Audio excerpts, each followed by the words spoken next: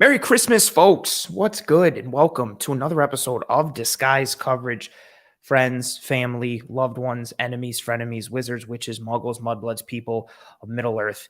You know the deal here. Disguise Coverage, the only show in existence that gives you an equal amount of blueberries in each muffin. Presented by One Pie Pizza, the best pizza in Buffalo, New York, hands down guaranteed. I am your host, Anthony Prohaska. Find me on Twitter at pro__ant. That's pro 2_ANT. Give me a follow on the old Twitter. Feel free to give me a follow on the old TikTok as well. Same handle, pro 2_ANT. In tonight's episode, we're going to dive into the Bills' Christmas Eve collision in Chicago against the Chicago Bears, not the Cubs, not the White Sox or any other team that exists in Chicago, not the Blackhawks. Those are completely different sports, so that wouldn't be appropriate for a football game. We're going to dive into the X's and O's, scheme, structure, tendencies, all those pieces for the Bears versus the Bills matchup in terms of breaking down what's going to matter most in this game, what will decide this game, and the hows and the whys behind it. Then on the back end of this episode, there's been a lot of talk about the Buffalo Bills corner rotation lately. Kaiir Elam, how many snaps he's seeing, why he's not seeing more, should he see more, what does Tre'Davious White look like now that he's getting more reps under his belt coming back from that ACL injury, Dane Jackson, Taron Johnson, so on and so forth. So we're going to dive into some game tape from Bills versus Dolphins to highlight Kaiir Elam, Tre'Davious White, Taron Johnson, and more, and really kind of putting that position grouping in terms of the Bills' corners into context and under the microscope and in the spotlight tonight on the back end of this episode. So that's the plan. Of course, questions, thoughts, comments, concerns throughout this entire episode. Feel free to throw them up into the chat. They will get brought up. Also, while you're here, Tim already came in doing the job saying smash that like button. Yes, I also put it in the comments. I know it's corny to shill out for it, but likes are the lifeblood of live streams. So please and thank you. If you can find it in your heart, drop a like on this episode. If you enjoy it, of course, it goes a long way towards helping myself and the entire team to track and trend in front of more eyes. If you don't like the show and you don't want to drop a like, that's fine. Try and ruin someone's day by telling them about the show because maybe they'll drop a like. Who knows? That's enough for this intro.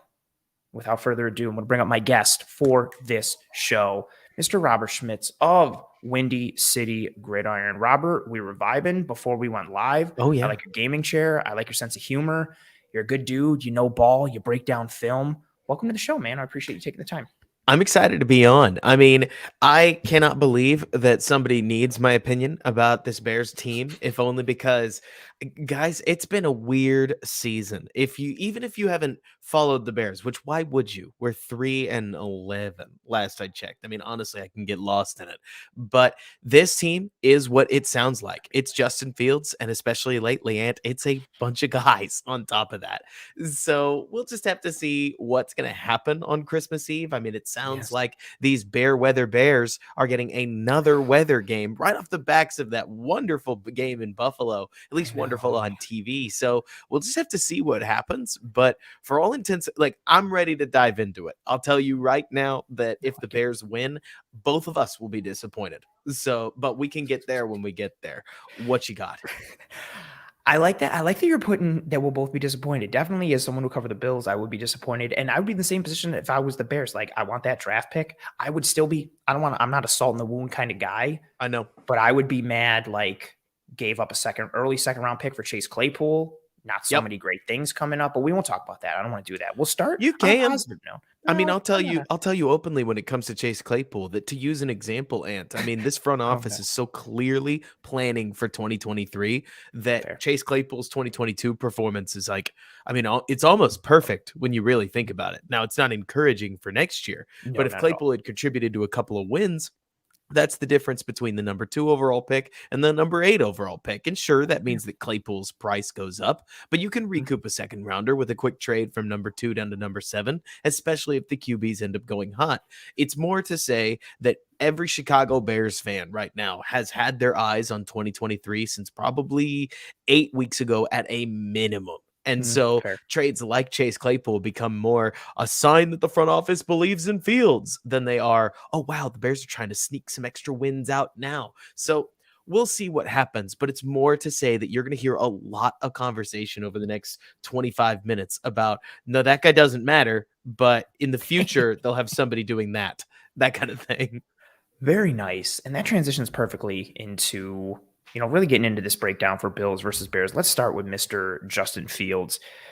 Wild success as a runner this year, but kind of, I want to talk about Just the way it's developed for Fields in this Bears offense, it just seemed like everybody was clamoring throughout the year. When you saw the glimpses and the scrambles, it was like, hey, run this guy more, whether by design or designing concepts that allow him to escape out of the pocket, whether it's, natural, whether we're running nakeds and bootlegs to get him on the move a little bit, a little more zone read, or just giving him the opportunity to use his legs more in the scramble game. His numbers are absolutely wild on the ground. So of players with at least 20 carries, he's seventh. This is league wide of players with at least 20 carries. He's seventh in yards with 1,000. He's tied for 11th in rushing touchdowns with 8. Jamal Williams from the Lions is the leader with 14. He's second in missed tackles forced. He's third in runs for a first down. He's first in yards per attempt with set at 7.0. He's sixth in yards after contact per attempt at 3.5. He's second in broken tackles plus missed tackles forced per attempt at 28%. And he's tied for second in EPA per rush. And then he's first in total EPA rushing at 52.21. Jalen Hurts is second at 42.77, almost a full 10 EPA points below. Josh Allen is third at 25.48. Justin Fields' EPA on the ground is double that of Josh Allen. Yep. Monstrous year on the ground. Things have started to click a little bit more through the air and with his arm as he's gained more success on the ground. But let's talk about Justin Fields. What have you seen from him this year? Because the year started with, can he be the guy? He's getting pressured. Is it the offensive line's fault? Is it his fault? All these kind of ups and downs. And then all of a sudden it seemed like that New England game was an unlocking, and he's been on a roll and a tear since. Talk about his progression this year. So the key word that I want to talk about is trust. Obviously, everybody has taken quarterback and they have built it into a position where if you can't pass, you can't be successful. Bills fans are going to know that better than just about anybody, because coming into, was it 2020? The fact that Josh Allen was a spicy dual threat quarterback meant nothing in the eyes of most analysts because, quote, he's too inaccurate to be a successful passer. And we've obviously seen how that changed. But the biggest problem that I've seen in Chicago this year, because let me keep it brief on the good part. If you want me to glow about Fields, there's nothing more emphatic that I could say as a rational analyst than the fact that around week 5, week 6, Justin Fields decided that come hell or high water, he was going to will this team into the end zone. And from there, he decided that, it didn't really matter that he'd missed a couple games. It didn't really matter that he'd picked up next to no real rushing yards in the first 4 or 5 weeks of the season. He was just going to break Lamar Jackson's rushing record, because why not? He could. I mean, at this stage, he is, I believe, 68 rushing yards per game in the last 4 weeks of the season away from breaking that single season record. He already owns the single game record with 173 rushing yards, and that's not his only more than 150 rushing yard performance of the season. Fields right now is doing it any way he can, but the key word that I came back to is trust. When you watch this last Philadelphia game, and I don't recommend you do, it's not a particularly fun game to watch.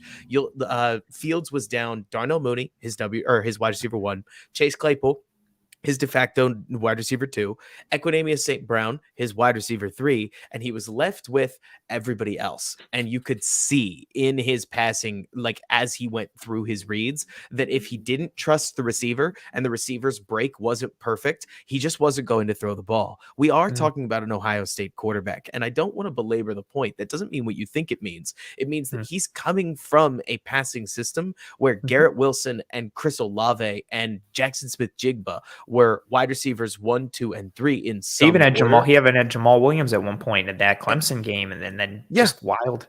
Does it really surprise you that Justin Fields' definition of what an open receiver looks like is a little different than Josh Allen, who played at Wyoming, or plenty of these other quarterbacks that come from slightly smaller programs? Not all of them, obviously, but you get the idea.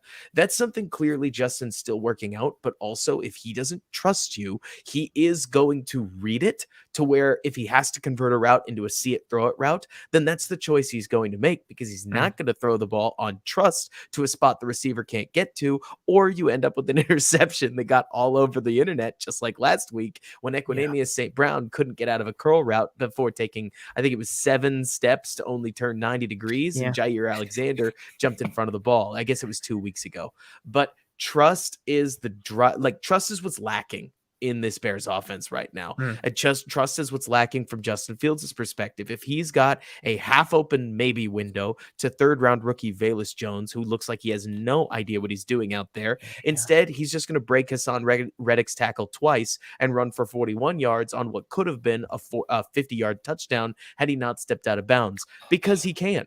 And so is this what we want to see Fields doing forever? I mean, no, in a word. But given how poor the receiving cast is, and I didn't even get to talking about the offensive line yet, I would look at this and see a similar place that Josh Allen was in year 2 of his career, where you say the talent is obvious. Will we ever see a full manifestation of it? Will we ever see MVP Justin Fields? I'm not sure, but he's certainly given us enough to want to build around him without really asking any other questions. Does that make sense? It makes a lot of sense. Very eloquently put by you. One aspect of the offense that, we'll get to, I mean, you've already talked about the receiving pieces, and they're injured again coming into this week. So that weaponry core is going to be a bit of a mash unit again. We'll get to the O-line in a minute. Let's talk about somewhat of a positive for this offense, aside from Justin Fields. The Bears run game, 9th in rushing DVOA this year, 26% gap usage, 71% zone. I also like that on the year, they have a 58% motion usage rate on their runs, which is the 4th most in the NFL. Bills are coming off a game where they struggled to stop the run against the Miami Dolphins. Miami used a ton of zone in that game, about 88%. Makes sense. McDaniel comes from that Shanahan tree.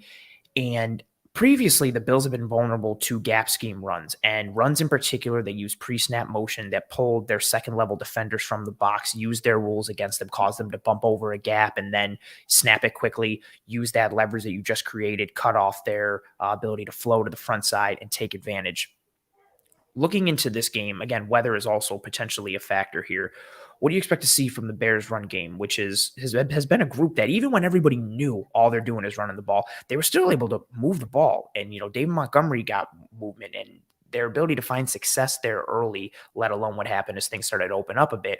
What do you see from that matchup perspective of the Bears run game against the Bills defense? Well, it's interesting that you talk about the Bears run game, because for the last couple weeks in a row, the Bears run game has been fairly incomplete. I'm surprised you bring up Montgomery, because the real gem, the belle of the ball in this Bears run game has been the fact that since Justin Fields forces any front side run to keep a backside defender on that outside gap, just in case Justin's going to pull it and come for you. That's meant that Khalil Herbert, the Bears' quicker runner, wearing number 24, who, by the way, if I remember correctly, he's either top or top 5 in rushing yards over expectation, or whatever stat they call that. I grab him every year in fantasy because I'm like, at some point Montgomery's going to go down, and then Herbert puts up like RB1 fantasy numbers every time he steps into the Bears lineup. It's wild. On about half the carries. I mean, what Herbert will do is he'll take advantage of the fact that since that leftover defender is basically keying on Justin Fields, as they should be, Herbert will split the backside gap and suddenly have this dangerous run where he's one-on-one against the safety. Sometimes he beats him, sometimes he doesn't. But either way, Herbert has been the primary generator of the explosive plays, and he's been on injured reserve, but comes back this week. So I'm excited to see what happens. The Bears have been running primarily pin and pull, a lot of duo, and a ton of zone read. I mean, it does not surprise me at all to see the numbers as skewed as they are, because every time Justin Fields pulls the ball, I would imagine they track it as zone, regardless of what gap or power concept was on the front side of that run. So Justin Fields has obviously pulled it plenty this season, and I would imagine the balance is a little bit more 50-50 if you were going to track it earnestly. But the Bears' offensive line is really more, I wouldn't call them good. I hate to say that, especially now that Tevin Jenkins has gone down. I don't hate my own Bears. It's more to say that they have thrown every aspect of run scheme that you could possibly imagine, whether it's GT counter, bash concepts, pin and pull concepts, duo, inside zone with a fullback flowing on an insert, like whatever run game concept that you can think of, whether again, including like pitches that counter inside. I mean, they have tried everything. And tried is the key word. Not only is not all of it worked, but some of it has only looked half installed. I mean, they clearly have such a Rolodex of running plays that they've been Mm, inventing some of them as they go. Maybe not inventing, but at least installing them as they mm. go. Some of that works to keep defenses off balance, some of it doesn't. But based on what you know, I mean, how have the Bills handled diverse running attacks? Not just specifically a zone running attack per se, but like, do the linebackers get caught overflowing? Do the linebackers have a lot of Mm. like patience up front? Because the Bears will test you on making sure that your guys keep fitting where they should be. And that's been the Bills', I don't want to say biggest issue, but they will honor whatever run action there is at the second level, first and foremost. They're not, heels in the grass, we're going to sit. No, if you show run, they are going to honor that piece. And their fits have been, again, a lot of it is tied to their light box aspect, and then their one gap penetrating defense. They're very aggressive up front. So there's times where they take themselves out of the play up front because they get upfield so quickly, and all of a sudden you've got Tremaine Edmonds or Matt Milano, and they're having to two gap at the second level, and you're in a lose-lose situation because alignment has climbed to the second level, and it's almost just kind of like, okay, cool, pick wherever you want to go if you're the running back. That happens more often than not because of just who they are. This defense is built personnel-wise and philosophically to limit explosives in the pass game. So they are very cool with, okay, cool, like you want to churn out 6 yards a carry? Cool. Eventually, we're going to stop you for a negative play, and it's going to be 2nd and 12, 2nd and 13, and now you have to get into that pass aspect, and we feel that we can put the clamps on you. I think if you want to attack this Bills defense, that's why I'm interested to see what happens with the run game. Make them have to fit the run time and time again. Even with this game against Miami, they altered some of who they were a bit. They were in 54% of the time against Miami. They were in single high shells pre-snap. That's 22 percentage points higher than what they were on the year coming in at third, or what they are on the year at 32%. They were at a 61% middle of the field coverage, middle of the field coverage rate. On the year, they're at 36%. So they were in a lot of single high looks, really bringing everything down and trying to, again, they had to at a certain point because Miami was gashing them. And they just could not fit the run over and over again based on what Miami was doing.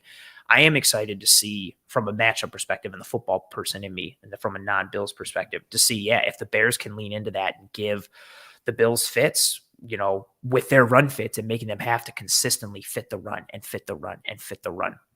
The big, go ahead. The big danger that I see, if as a Bears fan, I guess it would more be the big edge as a Bills fan, is that the Bears are really a test for how little can you possibly respect an opposing offense. I mean, I don't say that lightly either, because the Bears passing game, top to bottom, is just really bad. There are a lot of people that continue to want to hang that all on Justin Fields. Look, I'm a real Justin Fields fan, and I get that. But when you don't trust your offensive line, and you definitely don't trust your receivers, and you haven't been running this offense for long enough to suggest that your wide receiver 4, 5, and 6 are well refined within the offense, there are going to be a lot of gears that need greasing, and there are going to be a lot of pieces that are flat out not working. And so the Bears, I have seen anyways, have really beaten up on teams that continue to expect them to pass in passing situations. We're talking about a team that if it is second and long, they will run the ball. And if they don't run the ball, that's unusual. They've picked up more second and longs on the ground than they have through the air this season. And by that, I don't mean 2nd and 11. I mean 2nd and 21. Last week, it was 2nd and 27.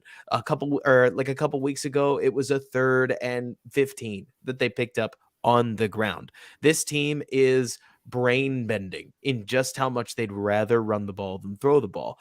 I cannot tell whether it's a problem the coaching has with their wideout group, a problem the coaching has with their offensive line. If you told me that it was any of the three, they don't trust their receivers, they don't trust their offensive line, they don't trust Justin Fields, any of those three or a combination of the three is believable, because all of them have earned culpability. Now, Justin Fields has shown reason to be excited. If you're a Bears fan, I'm excited about him, but There's a lot wrong. There's something seriously rotten in this Bears passing game. It's why they're 3-12. But Mm. the fact that they've still been able to muster up a top 20 points per game offense, I understand Yeah. that's by no means a super highly advanced metric, but they're managing to find results. And it's largely, if you listen to Nate Tice ever, he talks about the Kyler go do something offense. This Yes. offense has been a matter of Justin Fields, can you just make it work? Thank you. And if Just he go get it. can't, the Bears offense falls. If he can, suddenly they're in the end zone. I love that piece of the Bears continuing to run even on like second and long situations, especially because it ties into it's so not counterintuitive. I don't want to use that word, but the antithesis Bizarre. of what and so much of what the NFL is today. Bizarre is a good way to put it. And then pair that with the Bills defense leads the NFL in stuff percentage defensively as tracked by Football Outsiders. That's the percentage of runs where the running back is tackled at or behind the line of scrimmage. This Bills defense is very, again, one gapping, penetrating, aggressive. You might get us and gash us for a 15-yard run or a 5-6 yard run, but eventually we're going to get you for -1, 2, 3, 4, some kind of something, or you're going play action and we're going to get a sack. That's that aggressive nature of the Bills. And I'm wondering if they get the Bears behind the sticks, do the Bears just be like, okay, that's fine. We'll just run it on 2nd and 14, 2nd and 15 and play into that piece. And yeah, this passing game it is so wild. We talked about the Justin Fields numbers rushing, but then when you look from a passing perspective, out of the 40 quarterbacks with at least 100 attempts this year throwing the ball, he's second last in EPA. He's been sacked the most in the NFL. He's 28th in yards at 2,045. He's 19th in touchdowns at 15. He's 10th in interceptions with 10. A lot of ties ahead of him. Matt Ryan leads the league at 13 interceptions. And then just from a volume perspective, 29th in passing attempts at 274. You talk about the trust piece. We talked about the offensive line a bit. Let's talk about, again, I guess the supporting cast from a pass game perspective, especially with how banged up this offensive line is now. Tevin Jenkins going down this pass game, Cody Whitehair picking up a knock, like a line that wasn't tremendously great to start the year has suffered more kind of setbacks from an injury perspective. What is this? Actually, the pass game might not even be relevant with what the weather's going to look like, but let's talk about it anyway. How does this pass game look around Justin Fields from an offensive line pass protection standpoint, in addition to the weapons? It's every problem that you could ask. I mean, the Bears are third last in true pass sets, and when they are in true pass sets, they're real poor. Their left guard in this last week earned a 0 against the Eagles, and it wasn't an inside tackle who was picking up some of the 6 sacks that the Bears allowed. I mean, look, I could point at the rookie left tackle Braxton Jones, who's been great as a run blocker and woeful as a true pass set pass protector. I could pretend like it's all the offensive line's fault. The honest truth, Ant, is that every time I watch a Bears game, you will find a stack of plays. They've been here all throughout the season that if theoretically Justin Fields had 3 years in this offense and knew all the guys on his perimeter, he could put the ball out there on trust because he sees he sees pressure about a half second before he's supposed to release the ball. But it's a first year offense. I mean, any problem you could envision is a problem. The receivers aren't reliable. I mean, that's the key, isn't it? Like they don't even sometimes they so flat lose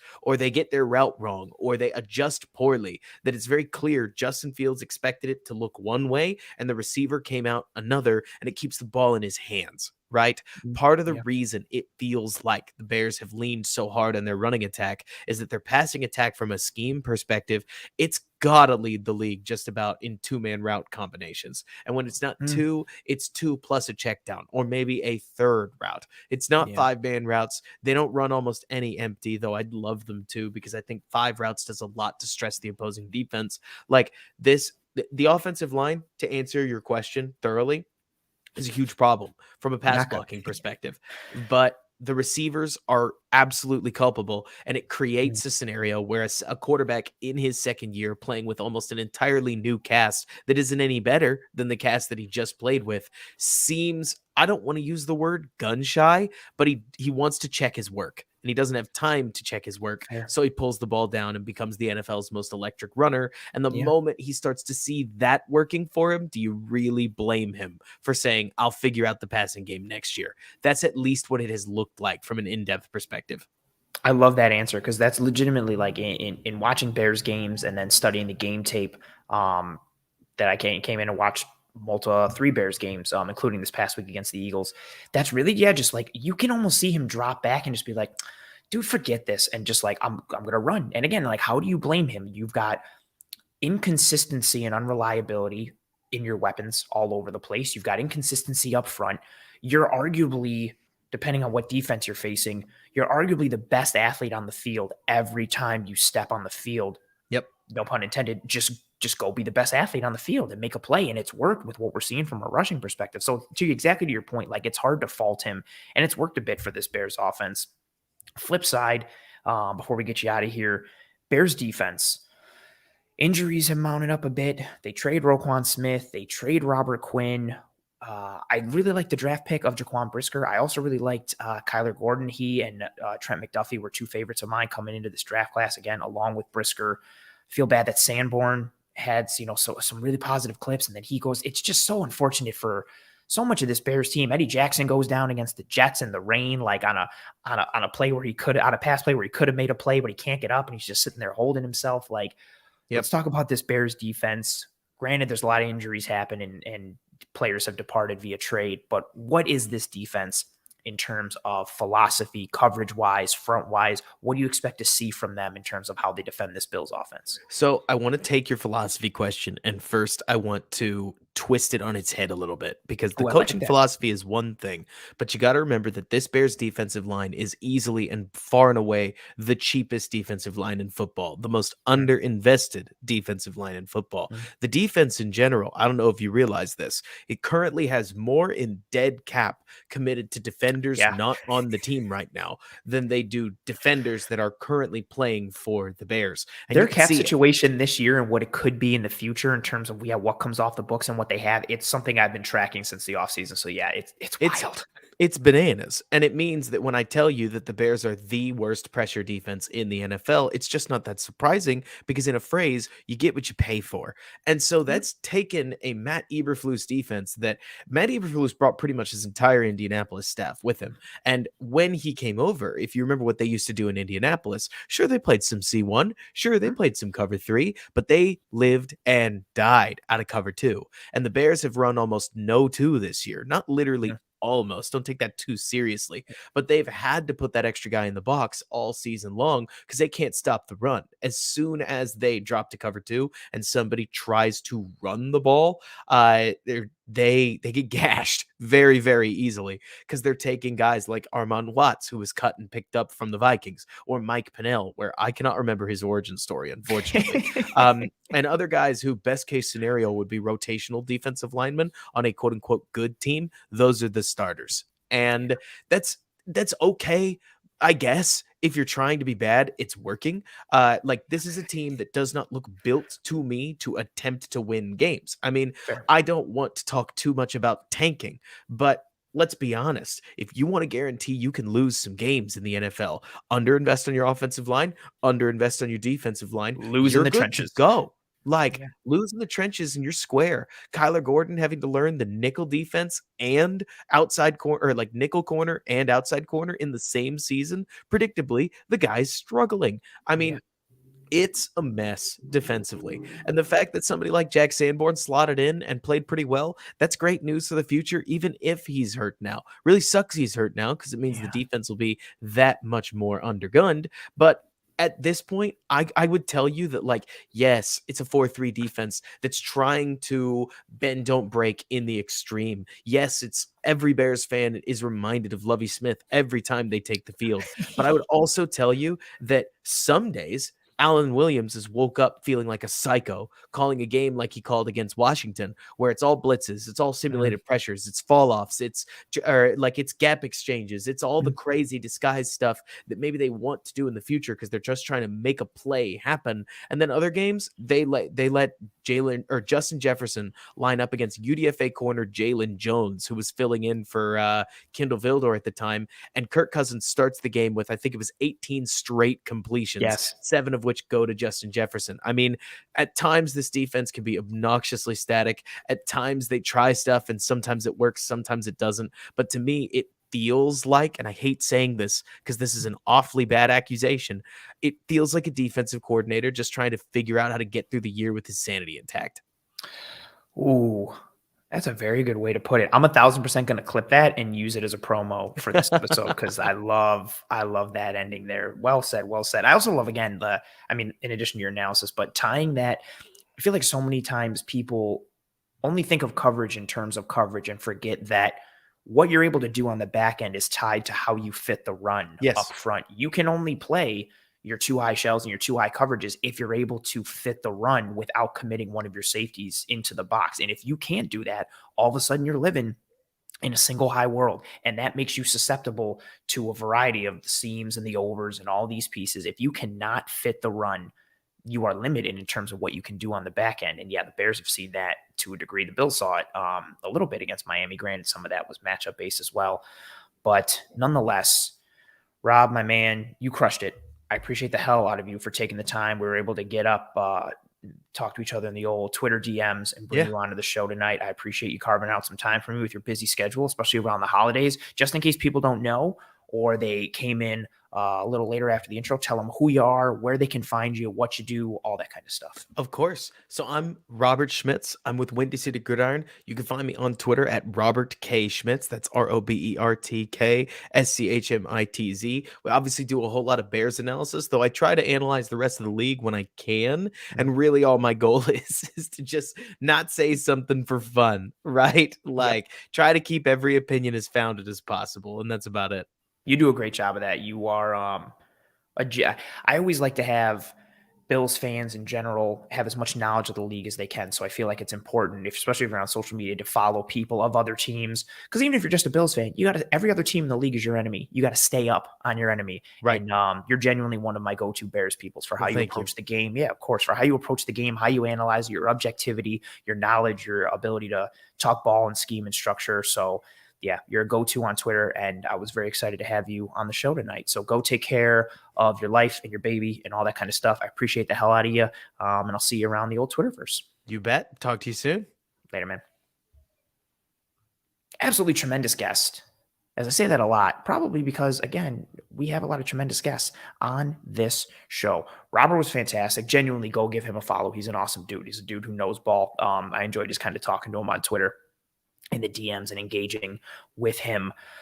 Now we're going to pivot a little bit onto the show. In this show, like I talked about in the intro, we're going to shift focus. We're going to dive into some game tape of the Buffalo Bills versus the Miami Dolphins. Kaiir Elam, Tre'Davious White, also a little bit of Taron Johnson, just because this conversation has been, I think, very intense for Bills Mafia over really the last several weeks, ever since Kaiir Elam wasn't active and then was active and wasn't seeing reps. And then you saw some struggles from Dane Jackson. And it's kind of just, it seems like every week is adding fuel to the fire and fuel to the fire. So we're going to dive into some game tape for Kaiir Elam and Trey White, and a little bit Dane Jackson potentially as well, but more Kaiir Elam and Trey White, talking about what Trey has looked like since coming back, the game that he had against Miami, what Kaiir offers, and sprinkle some more plays in as well, as we do here on the show.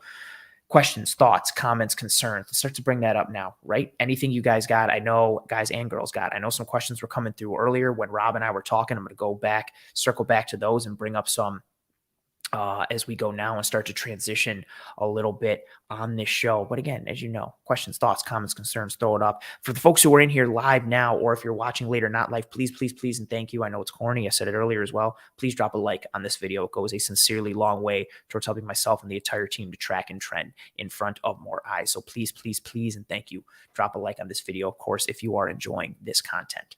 Question from Jessica earlier in this episode. Jessica says, Ant, do you think the Bills might use Saron Neal more as the nickel this Saturday? I never want to deal in absolutes, even though I am more of a Sith than a Jedi. I think they're stronger. That's a conversation for another time. Taron Johnson is a full-time starter in this defense, and I feel like we have so many conversations throughout the year of, are they going to use more 3 linebacker sets? Are they going to use more Saron Neal? It seems like it comes every once in a while, especially on the heels of games where the Bills struggle a bit against the run game. Never say never, Justin Bieber. But Taron Johnson is basically a starter in this defense. I think potentially maybe you see, especially if there's weather issues, maybe you see some AJ Klein, maybe you see Terrell Bernard, maybe you see Saron Neal. I don't really think the Bills are going to deviate from what they are, which is over the last several years, 90% nickel defense, and the majority of those nickel snaps are Taron Johnson. Especially, I know the Bills got gashed a bit in the run. I don't necessarily think that was because they were in nickel. It's also tied to their philosophy on defense. Again, like they are designed to limit the explosives in the pass game. Now, if the weather is that much of an issue that the pass game is completely non-existent, yes, maybe you see more. I would think you'd see more 3 linebacker sets, more AJ Klein than you would Saron Neal, especially with at this point, I just don't think Saron Neal offers you the upside against the run in order to mitigate what he is in coverage, which is a vulnerability. I don't want to go as far as to say a liability. But if Taron Johnson isn't seeing 100% of reps and snaps against the Bears, I would think it's because they went more 3 linebacker sets than, using another DB. Here we go. Brian has a comment here, and this ties into another one earlier or later. So Brian says, I'm getting tired of this bend but don't break defense. And then Pete followed up with that and said, I love the bend but don't break D. Forces offenses to go on long drives, make them be efficient in the red zone where we're moving the ball the toughest. That's going to be the yin and the yang and the juxtaposition, right? That's what this Bills defense is. They are going to make you matriculate the ball down the field. They're going to make you beat them time and time again. They're going to make you be efficient. They're going to make you be calculated. They're going to make you be precise. That's what it's all about. Literally that. And again, I think the bend but don't break gets used a little too loosely when describing this defense, but that's really who they are. And I don't think it's necessarily unique to them anymore in today's NFL.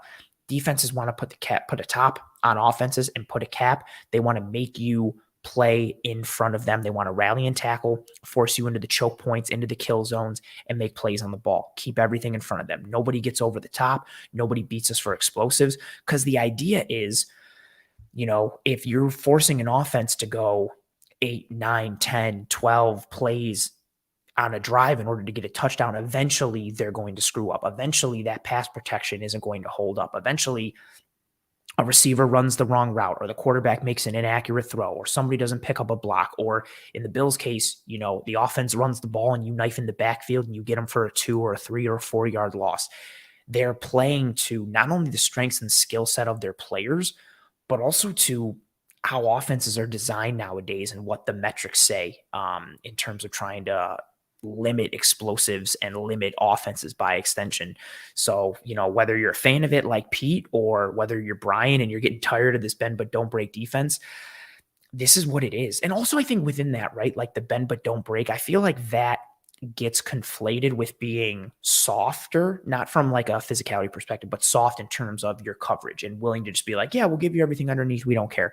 The Bills are an aggressive defense. They're fast flowing. They are a one gap penetrating, get up field type of defense. And they've been blitzing more recently, especially after the loss of Von Miller. Their blitz rate has gone up significantly. We're going to talk about that towards the back end of this episode as well. This Bills defense is aggressive. They're speedy. They're athletic. They flow sideline to sideline. They get upfield. So don't confuse bend but don't break with not being attack-minded or not being physical or being violent or trying to make plays. Like, this Bills defense is aggressive. They do generate a lot of negative plays for the offense.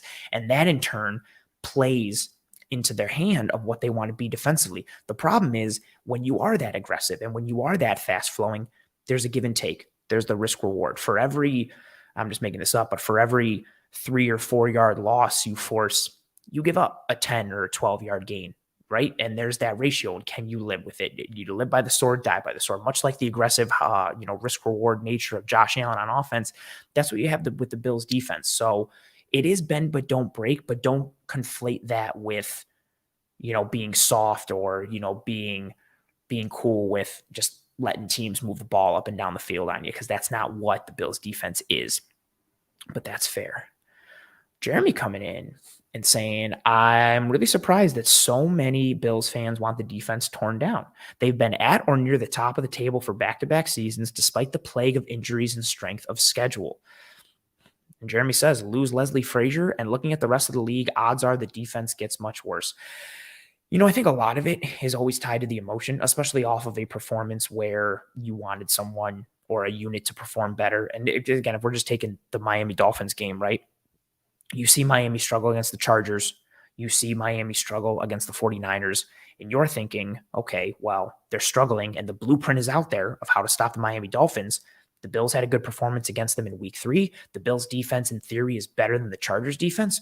They're playing at home. There's weather issues. Oh my God, the Bills are going to shut down Tua and this offense. It doesn't necessarily work like that all the time. And I think a huge thing that's important for everyone, when you think about your team, whether you're a Bills fan, Dolphins fan, Ravens fan, whatever, the performance of your team is not just based on their individual performance and execution. You also always have to take into account the opponent that they are playing against. Your opponent gets paid to play the same game, and sometimes they do a really good job at what they do. And I know fans don't want to hear it. Mike McDaniel's a really good offensive coach. There's a reason that Kyle Shanahan kept him as his right hand at almost every stop that he went. There's a reason that despite the fact that he's never played professional football, he is highly respected across the league by veteran and young players alike. His knowledge and his ability to scheme and game things up and design things for an offense is tremendous. Then you add in arguably the best 1 and 2 wide receiver combo in the entire NFL, and Tyreek Hill and Jalen Waddle. And Tua, I don't think he's as good as the numbers suggest this year, but he's definitely not as bad as what he has been these past couple of years. The Miami offense is good. And you had 2 back-to-back weeks where they did not execute well and they faced similar game plans. So what did Mike McDaniel do? He came into this game, he tweaked some things, he adjusted, he played to the tendencies that had screwed them up the past couple of weeks and brought the opposite. And sometimes you got to tip your cap and be like, okay, it's a chess match. And sometimes that chess match you win, and sometimes that chess match you lose. Leslie Frazier, I think, is a good defensive coordinator. I think this Bills defense is still a good defense. The injuries obviously play a role, and we're going to see that as we move forward. How significant is the loss of Von Miller? How significant is the loss of Micah Hyde as we start to move forward? What does Tre'Davious White look like? Matt Milano continues to appear on the injury report. How healthy is he as we start to move forward? And that Von Miller piece, like I mentioned, I do think it's important. So the Bills blitz rate as a whole this year, weeks 1 through 11, the Buffalo Bills had a 15% blitz rate. That was 28th in the entire NFL. Von Miller goes down in the second quarter of the Detroit Lions game. That's week 12. So from week 12 on, the Bills have a 27% blitz rate. That is a 12 percentage point jump from what they were the previous 11 weeks. And they go from 28th in the league in blitz rate to 11th. Granted, matchups are going to come into play. Maybe they feel like they want to heat up quarterback A a little more than previous games, than previous opponents that they played, so they blitz more. Run blitzes also come into play. If you're running a run blitz, but it ends up being a pass or a play action or whatever, that counts as just a blitz overall. So that plays into things as well. But the Bills have blitzed more. You've seen Tremaine Edmonds blitz a lot. You've seen Matt Milano blitz. We've seen Jordan Poyer. We've seen DeMar Hamlin. So you're seeing the Bills try and supplement that 4-man rush with simulated pressures and outright blitzes. That's something to monitor as we continue to go forward. Not getting Trey White back until November, losing Jordan Poyer, and then Poyer comes back, he's still banged up. Like, that's a huge piece to take into account. Anybody thinks that Jordan Poyer is healthy, and I hope nobody thinks that. He's not. Like, he's wearing a significant brace on his elbow because he's got a tennis ball in there from whatever injury that he suffered. Micah Hyde, down. You've had, again, Tre'Davious White coming back. You've got all the injuries to the interior. Ed Oliver went down. Jordan Phillips has gone down. Tim Settle has gone down. AJ Epinesa picked up a knock. Now he's got a sleeve and some kind of brace on his left elbow. Rousseau missed time with that high ankle sprain that he suffered against the Jets. Now Von Miller is done for the year. There has been a rotating cavalcade of characters that have started games for the Bills this year, including practice squad depth guys that, no disrespect, have no business being on an NFL roster. They've come in and play well. And I think part of that is a testament to Sean McDermott and Leslie Frazier being able to coach these guys up. So yes, I think a lot of it is, the grass always seems greener on the other side. Leslie Frazier's a good coach. He may not be the schematic genius that you think. But also I would look back at that Kansas City Chiefs game earlier in the year and them using that odd mirror package and combo coverages that they had never shown before. They came in with a game plan, matchup specific game plan to beat the Kansas City Chiefs. I think as you start to move forward and go into the playoffs, I think there is something to be said for both Leslie Frazier and Ken Dorsey. This isn't, glass half full type of thinking by myself either. I think there's something to be said for both Leslie Frazier and Ken Dorsey potentially keeping some things in the bag and letting them loose a little bit as we start to move forward come playoff time. I think there is something to be said for that. But at the end of the day, Leslie Frazier is still a good coach. He's highly respected. Grass isn't always greener on the other side. Ooh, Pete coming in saying Trey White is back to the point where he's our best boundary guy again already. We're going to look at that because he did some good pieces. He did some good things. Jeremy coming in and saying, is there a DC that we'd be happy to see him replaced with? Someone we're confident that could do better? I guess it really depends on like what, if you are looking for someone who's an assistant coach right now, or if you're looking at somebody who's also another defensive coordinator. I mean, if you're looking to replace him with another defensive coordinator, like DeMeco Ryans in San Francisco is tremendous. And then, the Bengals defensive coordinator, Lou Anarumo. I love how matchup specific he is and how game plan heavy he is with what they do in Cincinnati. But I mean, I don't know how much better you're going to get than Leslie Frazier, considering what the Bills have been, especially from a DVOA perspective as a top unit these past several years. Oh, Mike says Wink Martindale, somebody like that. So Mike puts a vote in the more aggressive camp. So with someone like Wink Martindale, you are going to get someone who plays a lot of man coverage, who throws a lot of blitzes. You're going to get a lot of cover zero. You are going to get a very attack-minded defensive coordinator, but that's so heavy risk reward. When it works, it's beautiful. When it doesn't, you have the opportunity to get gashed over and over and over again. Oh, this is awesome. Nice Sith connection. Daniel saying, fear the dark side, Anthony. It will destroy you. No, you just need to embrace it properly and let the hate fuel you and maintain balance. The Sith is needed to bring balance to the Force. It can't just be all light. It can't be all Jedis. But I respect your thought. Love the comment here from Jordan, who is also an amazing follow on Twitter. You see his name right there. Go and give Jordan a follow on Twitter. He knows ball. He's a very good dude. Jordan coming out and saying Taron Johnson is so damn underrated outside of Buffalo. Yeah, he's had a bit of a down year when it's come to coverage, especially man coverage. But I think Taron Johnson is one of the best slot corners in the NFL. He's up there with, when everybody's healthy, with the Mike Hiltons of the world, with the Kenny Moores. And granted, I think a lot of what you want in a slot corner is somewhat scheme dependent in terms of what you're looking for. But with the Bills' propensity to play light boxes and how Milano and Edmonds get pulled with motions and shifts, and you have Taron Johnson operating as a will linebacker at times, just what he's able to do and function against the run and in coverage, given what's asked of him. Yeah, nice to see a Chicago Bears person and non-Bills analyst giving some respect and love to Mr. Taron Johnson. Daniel coming back and saying, no Sith ever had two Christmas trees going at the same time. Fact. You don't think Palpatine would rock two Christmas trees and try and make people think, hey, man, it's all good. I'm just a senator. I love Christmas. You don't think Palpatine would do that? I think that's very Sith, actually, to try and make people think, oh, yeah, holidays, happy, joy, cheer. No, got Sith plots going on in the background. Also for people, just in case this matters to anyone, pretty excited about this. Wearing a Christmas sweater, and it lights up. So I'm pretty pumped by that. And then when it really starts to flash, it looks like, yeah, I'm just like kind of glowing. A lot of action. It's a good time. So again, if I was a Sith, I would really lean into this Christmas tree sweater with the lights, just try and make everybody think I'm all about cheer and good tidings, but really I got Sith plots going on in the background. Some more questions and comments.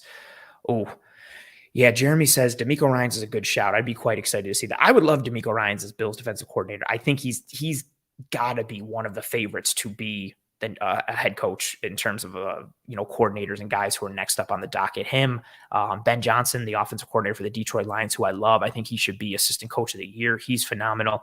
I thought Ryans would get, he did interview, but I thought Ryans would get lured away from San Francisco last year and become a head coach this year. But I think this year, DeMeco Ryans, if he's not a head coach at this time next year, meaning going into the 2023 season, I would be very, very, very, very, very, very surprised.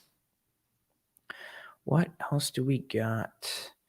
Oh, there's a lot of comments. Oh, Pete coming saying, I think the scheme and base nickel aren't the problem. We tackle like garbage as a unit. Even against Miami, that costs more than playing LBs deep or anything else. It's definitely not on Taron. And this is the thought I want to bring in as well, right?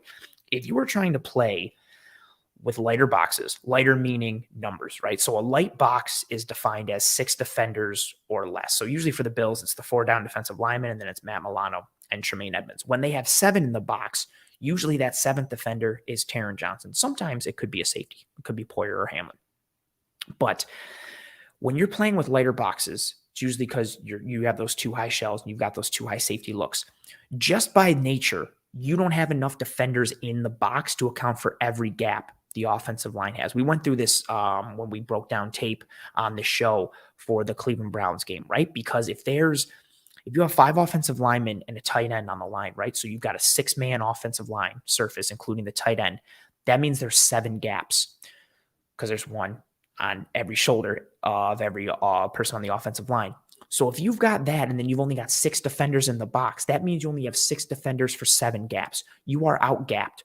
Now, you can win your one-on-one matchup, or you could have a run stunt called or a run blitz, and you could knife into the backfield. Somebody makes a play, or the scheme and the timing and the play call is perfect, and you create a negative play. Fantastic. Awesome. But you're out-gapped. Usually what's going to happen is that run is going to get through. Someone from depth, i.e. one of your safeties, is going to have to come up and make tackles, or someone from the second level. The problem is, the Bills have missed tackles holistically on the defensive line, at the second level, at the third level.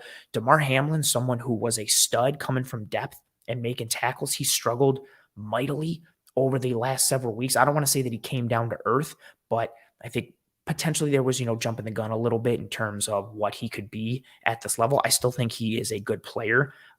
We'll see if he can clean up that tackling piece, but you're getting missed tackles from literally almost everyone on this team. That's a huge piece, right? If you are playing bend but don't break, and you are playing in terms, again, of not giving up explosives, if you are trying to get upfield and penetrating, there's times where you are going to be left vulnerable, which means when you're in those one-on-one situations, you have to make the tackle. If the run is designed to force the running back into this alley, to force him to a safety, that safety has to make the tackle. And you're not getting that right now. For across the board, tackling was such a better piece for this Bills team to start the year, but it's really been ugly the last 4 or 5 weeks. And it's starting to, again, cost them little by little, or sometimes in big chunks. We saw it against Miami a bunch, and when you get behind the 8 ball in terms of your tackling, and teams sense that from you, especially on offense, they just go at it harder and harder and force you to kind of prove them wrong when it comes to your tackling. And Miami kept doing it. So kudos to them. Oh, awesome. Thank you very much. Morning Mayan, for 1 for being here, 2 for the super chat. Says for the sweater, and go Bills. Thank you very much. Greatly appreciate you. Mike coming through and says, what has Eric Washington done to develop Epinesa, Basham, or even Oliver? I think Ed Oliver is having a good year again. I thought he had a really good year last year, even this year with obviously missing time. But I think Ed Oliver still has the potential to create chaos. He does it semi-regularly. I know he doesn't have the box score stats or the raw stats like the sack numbers or the tackle numbers, but Ed Oliver's a force inside. Epinesa, I thought he's had quietly. Again, the tackling has been an issue for him. But he's been consistent in his pass rush technique from a get-off perspective and a hand technique perspective. He's been better against the run these last several weeks, starting with the New England game. I think A.J. Epinesa, again, he was a second-round pick.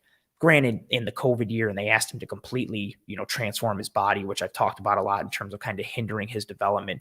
But A.J. Epinesa, I think, is a solid depth guy. Granted, maybe if you take a guy in the second round, you want them to be more than just a depth guy. But I think Epinesa, again, started out a little behind the 8 ball with that body transformation in the COVID year, but he's come along at certain points. He's also had some injuries. Basham is the biggest concern for me. Again, it's only year 2. I don't want to make a hard, concrete decision on a player under 3 years. But I thought Basham's ceiling was limited coming in. And I don't think we've seen too much. His best reps are still coming when he's on the inside. He's matched up against guards. Even with his weight loss, you're still not seeing that burst and get off on the edge, but he shows it, that elusiveness and the technique, and pass rush playing when he's on the interior against guards. So maybe they lean into that a little bit more, but oof. Oh, Mark with the question. Have you been disappointed by the play of Saffold and Settle? Do you think they're on the roster in autumn 2023? I know Roger Saffold is a free agent. Saffold, I think, doesn't come back. Settle, yes. I've been pleased with Tim Settle. Again, you asked for Settle to come in and be a depth guy. You've got Daquan Jones, you've got Ed Oliver, you've got Jordan Phillips, you've got Tim Settle. Tim Settle is asked to be defensive tackle 3 or 4 in the rotation. Given what he is and what he's been asked to do, I think he's been really good this year. And even the times where he's had to bump up and act as your number 2 defensive tackle because of injury, I like what he does. He plays with leverage. He's violent. He's got a high motor. He's a good character guy. I like Tim Settle. Saffold, I I'm not disappointed too much because what we're seeing, I kind of expected. He's better against the run than the pass. He is older. His lateral agility and athleticism was a question mark coming into the season. And what he struggled with in pass protection, you saw what he struggled with in pass protection these past several years if you watch the game tape. So I don't think Saffold has been, great this year.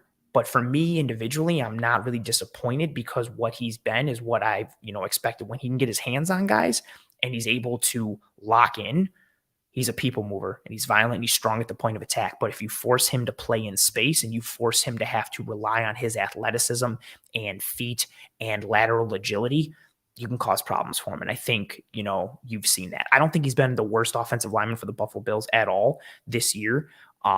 I also don't think he's been playing great, but no, I'm not disappointed. I think by and by, largely, maybe he's been a little lower than what I expected, but I'm not too disappointed because I knew his limitations and strengths coming into this year, given how long he's been in the league and, what kind of player he is at this point. Let's start to move on to Jared says, can we see the sweater better? So I got going on. It says Buffalo Bills, and that's got lights. I turned the lights off because they were distracting my eyes as they flash. But yes. Roy says, I have an uglier Christmas sweater than that. I win. That's fair. That's fair. Oh, awesome Sith reference from Mark. Mark says a master tree and an apprentice. The rule of two. Oh, Mark, that's fantastic. Nothing will be better on this show than this being brought full circle. I kind of just want to end the show now. Well done.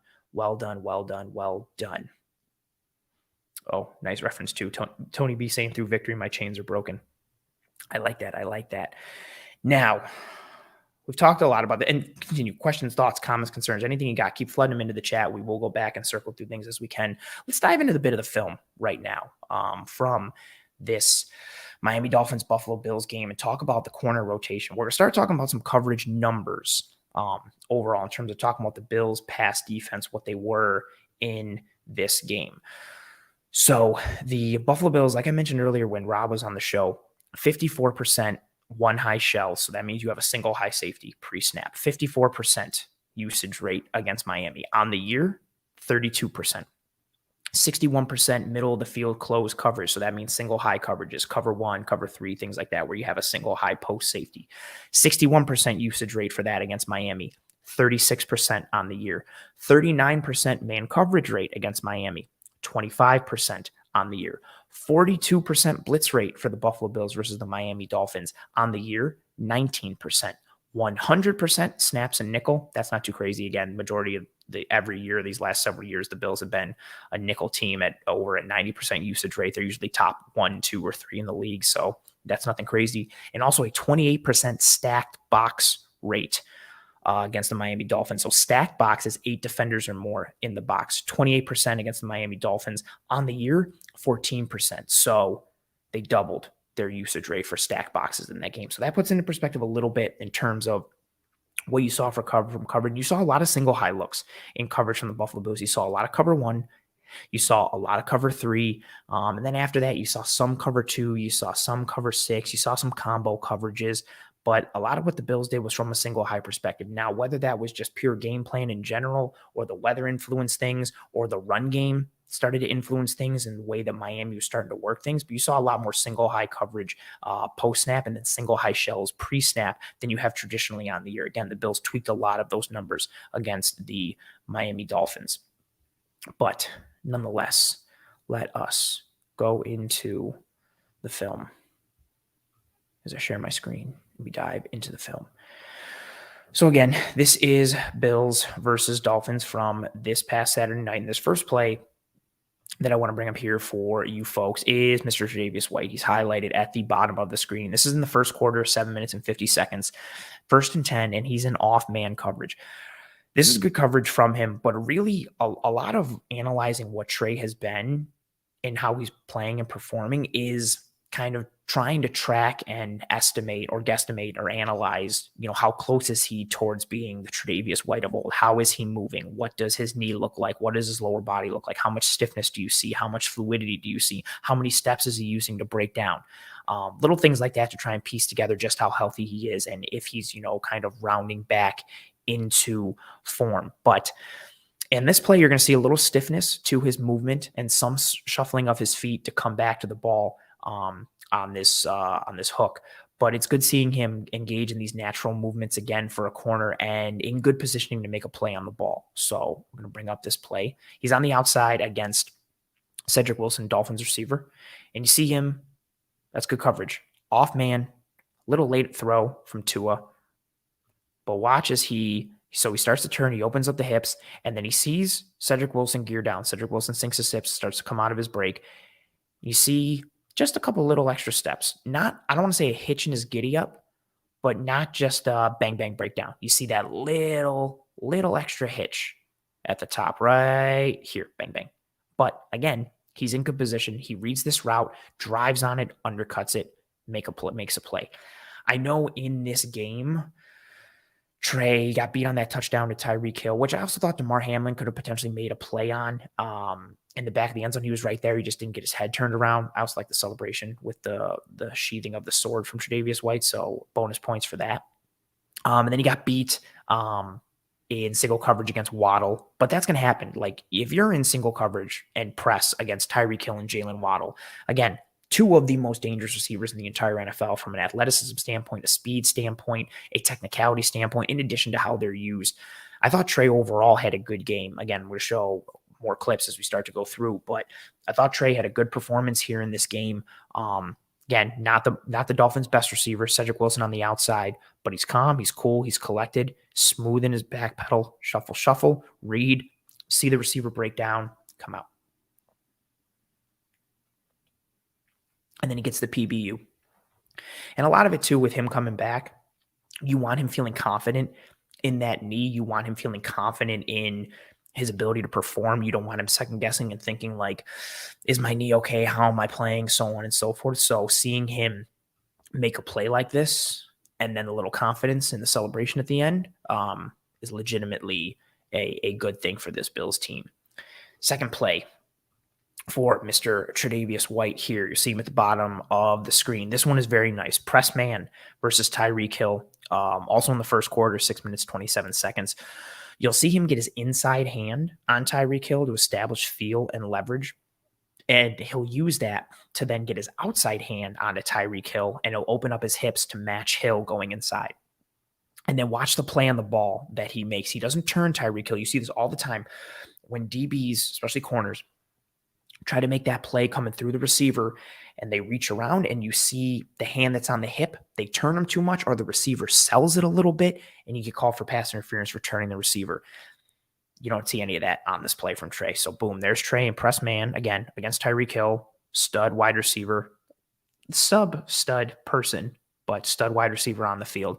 Watch him get that boom, gets that initial hand and then so that's good contact. It's contact to the point that he's able to get a firm hand on the chest of Tyreek Hill to the point that Hill can't just chuck it. He has to legitimately try and swim this arm that Tre'Davious White has established inside. As he does that, you get a nice smooth turn and transitions it to getting the hand on the back of Tyreek Hill. Now he's got feel. He's got good leverage. He's able to follow and match Tyreek Hill and also see what's going on and read Tyreek Hill while getting his eyes onto Tua, getting his eyes on the quarterback. And then this is the real nice play. Makes the play on the ball, doesn't come through or comes through the receiver, doesn't turn him. And what's also nice, look at Tyreek Hill. Doesn't complain, doesn't look for a flag. He knows that is just a good play by Tre'Davious White. You see a little bit from the end zone angle. Again, I'm going to show it multiple times, but you're not going to see the press piece. Boom, here we go. So here comes the throw. Trey's watching it. Get the good extension, hand through Tyreek Hill's hands. That's a big piece too. You want to get, when that receiver goes up, you want to get your hands right here. You're trying to jar that ball loose. You don't necessarily want to come over the top and chop. You want to get that hand. I mean, that can work, but you want to get that hand right through the ball. And if you go over the arms and you try and rip, that's a possibility, but you want to get that hand right through their hands, get it into the face, jar that ball loose. Tyreek Hill has really strong hands. He almost pulls this down, but Trey makes the play and then slams him down too. That's really good coverage from Tre'Davious White. Again, very encouraging. He is on an island here. If your knee is going to get stressed, if your body is going to get stressed, even if you're 100% healthy, this is a stressful coverage situation, let alone if you're starting to work your way back from injury. But that's what you get on this play. One-on-one, reads it, That's the real piece, right? Right at that 26-yard line. Look how smooth the transition. And I played in real time. Watch him get hands, hand, hip. Real smooth. Real smooth transition, technical. Again, Trey was never the best athlete, never the fastest, never the most agile. He's technically sound. He's got good feet, good hands, good hips. He knows how to read routes. This is tremendous coverage against a receiver that can beat you at any point in time. And honestly, he did later in the game, but very good coverage from Tre'Davious White, just in and of itself. But again, especially if you're evaluating his health, this is very encouraging to see from him on the bottom of the screen there, just moving, functioning, living, existing in coverage. Again, against one of the best receivers in the entire NFL. Now, next player, we're going to move on to Mr. Kaiir Elam, someone who fans have been clamoring for in terms of getting more reps. And I want to start by saying I don't think Dane Jackson has been as terrible as a lot of fans are making him out to be. Even the Detroit game where he was getting burned by St. Brown, a lot of those weren't pure one-on-one coverages. They were zone coverages, and he was getting beat to the zone help part of the coverage. So it's not necessarily all on him. What's killing Dane Jackson has been his inability to make plays on the ball when being in position to make plays on the ball. And honestly, that's not even something that's unique to him. We've seen it happen to Taron Johnson.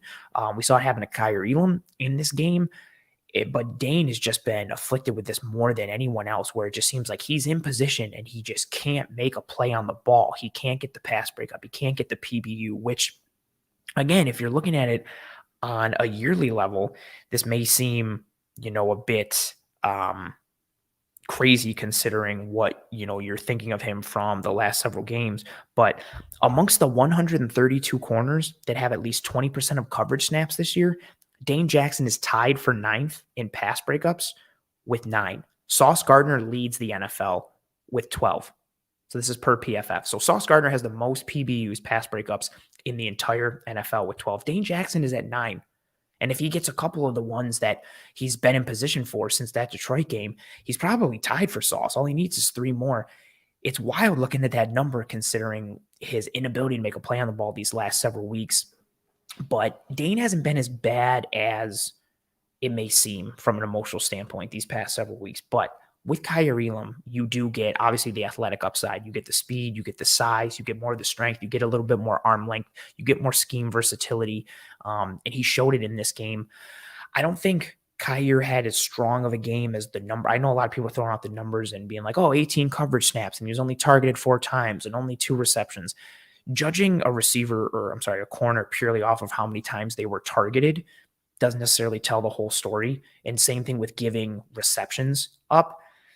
Maybe the throw was bad. Maybe the quarterback didn't read the coverage properly. Maybe that corner actually got beat, but pressure came from that side. So the quarterback was flushed and had to go to the other side. There's a variety of things that can happen. So just looking at it purely from a metric standpoint can be a bit misleading. But I thought Kaiir had a good game for the Buffalo Bills. I love this comment from Aiden. Aiden says, I'm about 30 minutes behind, but what a great guest.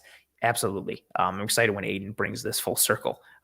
Started from the beginning. Well done. Yeah, Rob was fantastic. I was very excited to have him on this show. But let's dive into this play from Mr. Kaiir Elam. So what I like about this one, Elam is up here at the top. And watch, I have it, freeze frame there. Watch the communication piece. You're seeing him communicate. You're seeing the hand signals. He did this multiple times in this game, owning his position, recognizing what needs to happen. Now, as we get forward, Sherfield goes in motion, and you're going to see Jordan Poyer. Poyer calls out the check. And so watch Elam. Elam goes from, again, he's not in a real press alignment, but he's also not in off, but he's close enough to Tyreek Hill to do something. But watch the change after the motion. You see Kaiir Elam come right up, and he's into that true press scenario. And this is the advantage of having Kaiir Elam. He's very comfortable in this world. And because of his speed and athleticism and strength and arm length, he can line head up on a wide receiver, and he can perform. Now, in this situation, Tyreek Hill almost has a 2-way go because it's not a completely reduced split, but because he's still inside the numbers, he has enough space to work outside. So he can work inside, he can work outside. So Kaiir lining up, head up on him, he knows, okay, he could go inside, he could go outside, just from an individual standpoint. Now, if they're playing up scheme or what they've seen on tape, and they know like, okay, with this formation and this motion, I think this play, he's going to run this route. So let me play this anticipating that. That's a completely different piece. But nonetheless, what you're going to see from Kaiir on this play, again, press man comes up once he sees the motion from Sherfield. Jordan Poyer calls it out. Watch Elam. He's going to go with a two-hand jam at the line of scrimmage, which is risky. If you miss with that two-hand jam, you're off platform.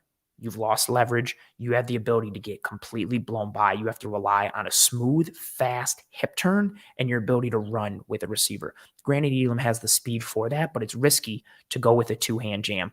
Elam does it with regularity. This goes back to the preseason. It's worked for him at times. He's also gotten beaten clean off the line when he's gone with the two-hand jam and given up some receptions. So there is a bit of a risk-reward nature with the two-hand jam, but you'll see him go with it because he's comfortable with it. And watch him as he makes a quick transition from the jam to running with Tyreek Hill. You'll see the fluid hips, you'll see the speed, and you'll see him run the route with Tyreek Hill. So a really good rep from Kaiir Elam here. I'm going to let it play in real time. Get the jam, just smooth. Also, just calling it out. I know Dolphins fans are clamoring for a lot of calls in this game. I think you could have called this as pass interference because he does get there a little bit early, but they're letting these guys play in this game. And as a defensive guy, I'm fine with this being no call. Even if it went in Miami's favor, I like letting them play. But this is good coverage right there, right in phase almost this entire time. We'll look at it from slow-mo, right? So comes up, press man on the snap, goes for that two-hand jam. You see him. Now, again, this is what I'm talking about. He's extended. So he still has a good base. He's not leaning forward too much. So if he misses, he's lost and he's got to track back fast. But goes with the two-hand jam, gets both hands on Hill. Hill rips through. Look at the smooth step, crosses that left foot, that inside foot over his outside foot, and gets right upfield. He's in step. He knows he's got Poyer over the top, so he can afford to play in a bit of a trail here. He's got him, reads the hips, and this is the piece too. Watch the turn. Watch how smooth, and then meets him at the spot of the ball. He could easily, when Tyreek Hill makes this cut, he could easily, if he's not athletic enough and doesn't have the ankle flexion in order to pull this off, instead of, undercutting it and staying on Hill's hip, he could round this a little bit more. And if he rounds this a little bit more, it gives Tyreek Hill the ability to separate. And all of a sudden you've got this space right here between defender and receiver, and it becomes an easier reception on this play instead of making a play on the ball like Elam does. So this is the good piece. Watch the turn at the top of the route. Stays right on him. Doesn't get too deep. Doesn't round it too much. He runs the route with Tyreek Hill. That is a very good coverage rep for Kaiir Elam. And yes, could have been, if it was called PI, I wouldn't be too distraught because I did think he got there a little bit early. But man, this was just a really good coverage rep from Kaiir Elam right there. I'll play it one more time in real time. Comes up, press man, two-hand jam, smooth hip. Good rep. Again, that's what you get from Kaiir Elam that you don't necessarily get from Dane Jackson. Not to knock Dane, but actually, honestly, even from Tre'Davious White, you don't have that length and that speed and that necessarily, athletic fluidity that you do with Kaiir Elam, with how fast he is and how good of an athlete he is. This is good coverage. And again, good recognition. And again, this ties back into what we talked about last week with what the Bills did against Miami in week 3, what the Niners did against Miami. You get that single receiver side, right? You get up and you press. And that's what they do. Two-hand jam, turn, nice fluid hips, run the route with and for the receiver, and get a PBU. Very good rep, very strong rep from Kaiir Elam on this play. Now we're going to go to another play for Mr. Tre'Davious White. This is a really good one. This is arguably my favorite play out of the clips that we're going to go through and look at here. This is 3rd and 2. 3rd and 2. I have Tre'Davious White highlighted at the top. He's in press man. He's in one-on-one on Mr. Jalen Waddle. You're going to watch him get hands on Jalen Waddle early and establish that feel. Again, this is something Tre'Davious White does all the time. Even when he jams, it's not a physical, jack up the receiver. He's looking to get hands so that way he can establish leverage and feel. This is a really strong rep. Again, 3rd and 2, press man. He gets hands on Waddle early. He establishes that feel. And then when he feels and sees Waddle break, he undercuts it. something that we've seen him do a lot in his tenure. So on the snap, again, press man, head up, similar to what Kaiir Elam was on the previous play. He fakes almost like an aggressive jam when he takes that step up, but then he sits, gets his hands on Waddle, and look at the hand placement again. This is very similar to what we showed earlier in the press man rep against Tyreek Hill. This is Tre'Davious White. He's got that inside hand on the chest of Waddle. He's got the outside hand on the shoulder. He's not completely rerouting him, but this gives you feel. This gives you leverage. It also gives you the ability to control the wide receiver a little bit, right, and kind of dictate where they go and how they get to where they're going. But at the very least, it gives you that feel, right? It allows you to sense and recognize, okay, they're going to break out. They're going to continue upfield. They're going to try and cut inside, whatever have you. When you get this hand position that Trey often does when he's really going, it gives you the ability to control that wide receiver. Waddle tries to get upfield. Trey lets off with the outside hand. He's still got the inside on him, feels him break, and then watch him cut underneath and almost gets the interception. Tremendous route from Tre'Davious White. We'll play it in real time. Beautiful. And again, this is 3rd and 2. This is what you want. That you can give no quarter. You can give no space. Teams don't always run routes to the sticks or right at the first down marker. It's 3rd and 2. Maybe they'll run a 7-yard route. Maybe they'll run a 10-yard route. But you have to limit the space because, again, this isn't crazy. This isn't rocket science or anything super hard. They only need 2 yards. So you're probably going to get a yard from at least someone at a 2-yard, a 3-yard, 4 or 5, somewhere in that area, especially to the single receiver side. This is an easy read for Tua on this play. I got man coverage. I'm going to trust my guy. I only need 2 yards. He should be able to win his matchup. He does not. Now, Waddle got Trey later in the game. Kudos to him. But this is a really, really good rep from Trey White. And not only is it a really good rep, again, it's encouraging. Just look at the body movement. This is a dude coming off a torn ACL. Look at the suddenness and decisiveness and the sharpness in his lower body. Bang, right? He's good. Comes out of it, gets hands on Waddle immediately for the reroute and to establish feel, establish control, starts running with him, feels him and sees him break. And then if you look, it's hard to see on the sideline angle, but as soon as Waddle breaks, watch Tre'Davious White's head. Watch him turn and look. He looks. It's tough because it's the white helmet on the white jersey, but he looks back, anticipating that throw. And that's also part of why he undercuts. That's a good, technically sound coverage rep from Tre'Davious White, which, again, is good in and of itself, but even more encouraging considering what he's coming off of. And like Justin says, a perfect mentor for Kaiir. Honestly, yeah, like Kaiir has physical tools. He needs to work on his technique and the way he approaches the game and sees the game and plays it, right? And I don't want to knock Tre'Davious White's athletic ability, but majority of his strength is in his mental game, his football IQ, and technique. Again, feet, hips, coverage recognition, route distribution recognition, route recognition as a whole, his hand placement, his ability to understand leverage, his ability to function in a variety of coverages and looks. Having somebody that technically sound is a huge piece to someone who's more of a raw ball of athletic clay like Kaiir Elam. So yeah, I think that's very well said, Justin. Very well said. Now we're going to go to another play for Mr. Kaiir Elam. Play towards the later parts of the game when it was a bit of a Christmas wonderland in Buffalo. I love this vantage point. Also, it's just cool to see I don't have it from the Bills offense perspective, but like just to watch the amount of snow and how fast things changed from like green to being like 5 minutes of game time later, just looking like Santa's workshop was an awesome visual to see. So on this play, got Kaiir Elam highlighted at the bottom. He's in press. You also see some more pre-snap communication with Jordan Poyer, like we saw on his clip earlier. And you're going to watch him go for the jam, but he's going to feel Tyreek Hill not engage. So he's going to look into the backfield, and then he's going to see the blocker, and he's going to see Tua. He reads the smoke screen, and he undercuts the block and makes a play on the ball.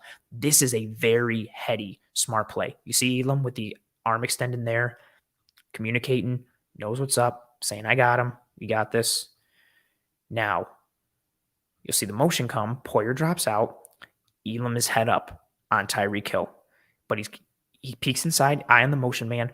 He goes for the jam, but Tyreek Hill backs off. So what does he do? Turns his head, and now instead of looking here at Tyreek Hill, he's got his eyes going this way. So he sees the block coming. He sees Tua starting to load up for this throw. So recognizes, again, everything here is scream and smoke screen. So he reads it, comes up, undercuts the block. And again, this is even like the play on the ball look. Like Elam is right there. Tyreek Hill still makes this catch. Like this is a tremendous hands catch. It actually works out for the Bills because he loses yards on this play. But the fact that Tyreek Hill comes down with this ball and Elam doesn't get a PBU is wild. But this is a great play. Like this isn't just athleticism and speed and scheme versatility and size and strength and all these physical measurables. This is a good heady football play. This is a good football IQ.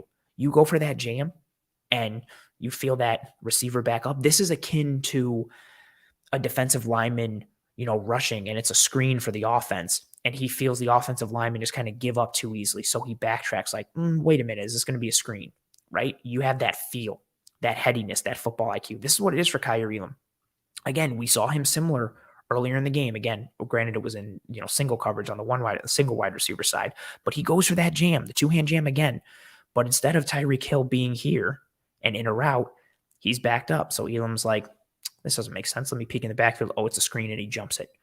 He reads this before anyone else does. This is a tremendous play from Kaiir Elam. And, again, we've showed Trey White here. We showed Kaiir Elam.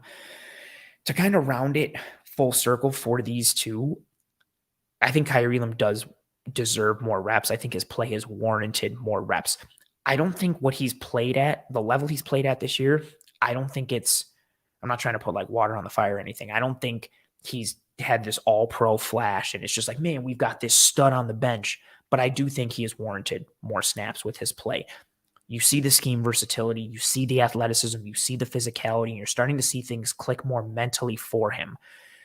My biggest thing, though, is I don't think Dane Jackson is going to go away. One, I don't think he's played as bad as it may potentially seem he has. Two, the coaching staff has faith in him. Granted, they made a couple comments about CB2 and it being open and they're trying to lock that down. I think the Elam Dane Jackson rotation will continue, but against teams that have, maybe more athleticism or more speed, you will potentially see more Kaiir Elam. I don't think we're going to get to a spot where Kaiir Elam is the lockdown corner 2 and he's getting like 80-90% of the snaps. I don't think you're going to get to that level unless, knock on wood, something happens to Dane. Also, Christian Benford starts to come back. What does he look like getting into the rotation? He's had a very good year, especially considering what the expectations were for him coming into this year. So we'll see what happens going forward. But, and good comment here from Pete. Pete saying Dane's a restricted free agent. They'll definitely tender him. They like him. And at the very least, he's very good depth. He knows the system. He's a good dude. Yeah, I don't see him getting away, especially for what he can be brought back and kept for. Kaiir Elam, long and the short of it, again, these plays were picked to highlight what he was playing with in this game. He also showed some good tendencies and coverage ability and zone coverage, ability to read the game and kind of space and leverage out routes in the route distribution. Kaiir Elam has warranted more snaps. I don't think we're going to get to the point where he's locking down CB2 just by himself. You're going to get some Dane Jackson. You're probably going to get some more Christian Benford at some point. They like him as well. And again, he's had a good year, but don't get that expectation in your head that just because Elam had a good game against Miami, he's going to be corner 2 going forward. I don't think we're going to get to that rotation piece based on how much the coaching staff likes Dane Jackson, has faith in Dane Jackson. And again, I don't think he's been as terrible as a lot of the emotions running high would potentially suggest. Now, I mentioned Taron Johnson earlier. I wanted to pull out some plays for Taron Johnson because he had a couple that I just thought were absolutely tremendous. I put this one out on Twitter earlier. So this is in the red zone. This is 3rd and 1. You're going to watch Taron Johnson not bite on the play action, which is hard given the fact that it's 3rd and 1, right? And watch him get under this whip route at the top of the screen. The Bills are in cover 3, so his responsibility is to get to the flats. This is his spot right here, right? You're going to watch the run action as Tua goes through. Watch him not bite. He shifts with the motion. He's got his eyes in the backfield. He's reading. Again, now he's been pulled into the box, so he's basically a linebacker at this point. Reads the motion of Tua, and as soon as he sees Tua get back and get square to the line of scrimmage in his drop back, he immediately starts to get to the flat, and watch him scream to the flats and take away this whip route. And Tua's big thing, right, is his processing and having to go from Mike McDaniel schemes up a lot of things well for him. We talked about it on last week's episode, right? You get those windows where, it's designed where Tua 1, 2, 3, throw it to this spot. And more often than not, it's been like, oh, it's open, cool. And he just gets to throw it to a spot and it works. He comes out of this drop back and he's expecting Waddle to be open, and Taron Johnson takes it away, and it leads to this sack. Credit to the defensive line, credit to Shaq Lawson and Ed Oliver for, causing havoc and getting into the backfield and this D-line as a whole. But this play only happens because Taron Johnson takes away that whip route up top. Immediately screams to it. Bang. Tua can't get to it. Stops. And then it's like, oh, let me go somewhere else. And honestly, everything else is covered up pretty well. That's great coverage from Taron Johnson. From someone who I still think is underrated on this Bills team and underrated probably nationally as well. He's responded well in coverage these past several weeks after having a couple rough man reps. And I know even in this game, Sherfield caught that one on top of his head. He didn't make a play on the ball either. Pretty, unfortunate. But nonetheless, a really good play on this one from Mr. Taron Johnson. Now we're going to look at another one from Taron. This play for the Bills defense. This one, again, high leverage situation. A third down, 1 yard to go again. Miami loses yards on this play because of Taron Johnson. Now, if you watched the show last week, which I hope everyone did, Kendall and I diagrammed one of the plays that the Miami Dolphins love, which is, their RPO pass, but they can run it out of a non-run action, or it's not even a real RPO. They're just kind of simulating that action to use it to kind of trick the defense. But what you're going to get, you'll get some piece where this receiver, Jalen Waddle in this instance, runs some kind of seam. It could be a hitch. He could go inside. He could go vertical, whatever have you. But you'll get some kind of, seam attacking route here. You'll get a wheel, and then you'll get a slide route from the backfield. Now, it could vary sometimes. They'll vary who the slide guy is, who the wheel guy is, who the seam guy is, so on and so forth. And they can run it out of a variety of alignments and personnel. Miami really attacks with it a lot. But we get this look here. So here we have Mr. Taron Johnson in the slot. Points, and he calls it out right away. This is something that Miami runs a ton. Watch him jam. He gets that inside hand on Jalen Waddle to reroute a little bit, just affect him subtly. Rousseau and Edmonds are green lighting on Tua, but watch Johnson the whole way. He knows what's coming, and even as he's rerouting, his eyes are in the backfield, waiting for that slide route to come. And that slide route comes, and he attacks it forcefully. And look at the alligator roll at the end. Watch that spin and twist down. Beautiful. It's like a dragon screw in wrestling. Beautiful. But that's that alligator roll that's taught. Forceful tackle, drags him down. This is 3rd and 1. Miami loses 2 on this play because of the film study, the prep, knowing the situation from the defense as a whole. But Taron Johnson blows this whole thing the hell up. This is beautiful. And he does, again, 2 things. He gets that reroute on Waddle, comes up, makes the play. Really good game from Taron Johnson. Again, I know this was more focused on Elam and White in the outside corner rotation, but I would be, disappointed in myself if I didn't highlight some really good play from Taron, because he flashed a bunch in this game. That's gorgeous right there. And I'm going to slow-mo that tackle. Coming down on Smythe, reads it. Look at that. Helmet to the outside, shoulder into the thigh, run through your man, alligator roll, bang. Beautiful.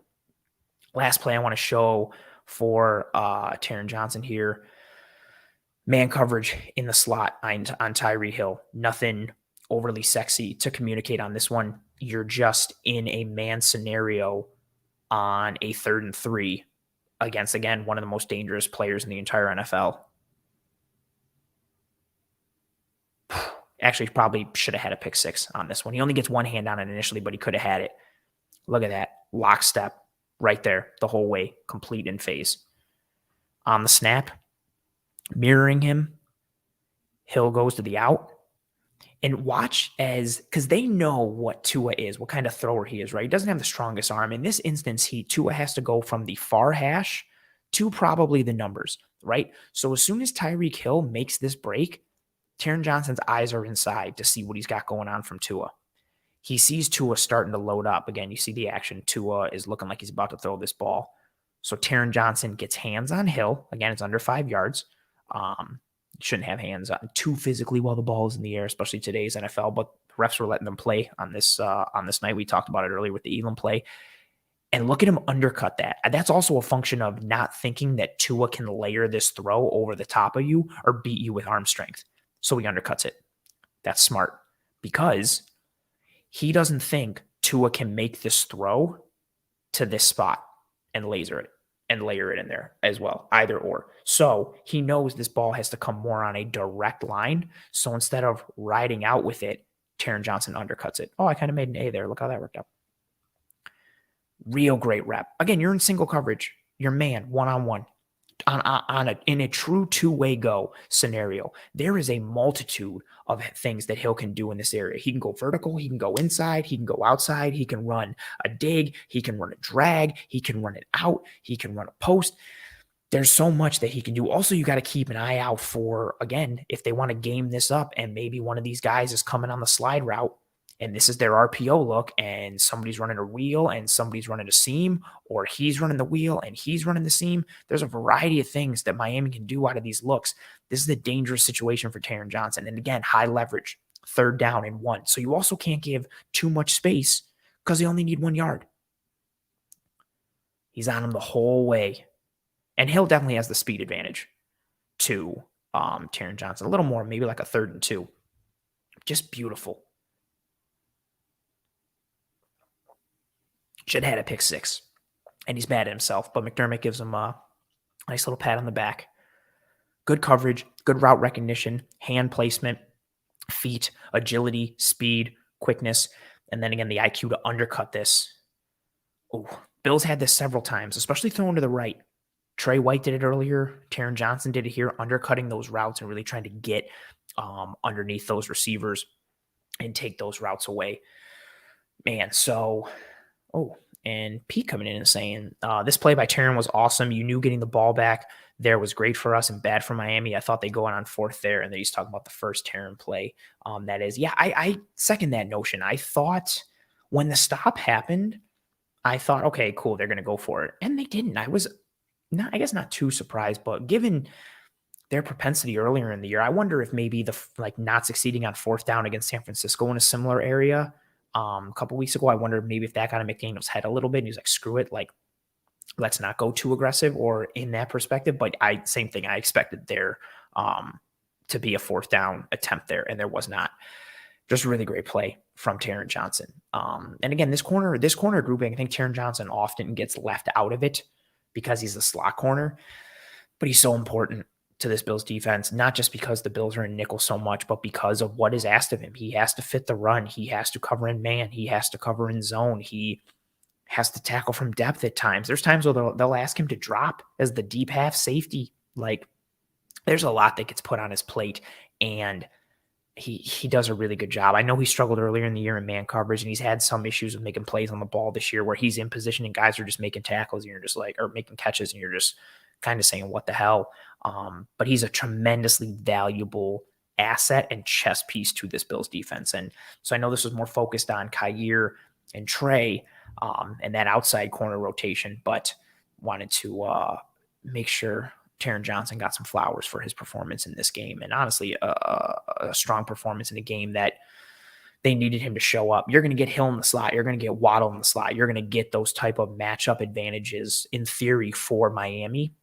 You got to negate and mitigate at the worst, mitigate that matchup advantage for Miami. Taron Johnson did that time and time again while playing obviously to what they schemed up and cooked up in that game for the Buffalo Bills. So really good performance from Taron Johnson, really good performance from Kaiir Elam. We'll see what happens going forward with this group. Again, maybe the weather comes into play a bit, but the Bears, like Rob talked about earlier in this episode, the Bears weaponry group is they weren't great to start the year. No disrespect to Darnell Mooney, but him being wide receiver 1, now he's banged up.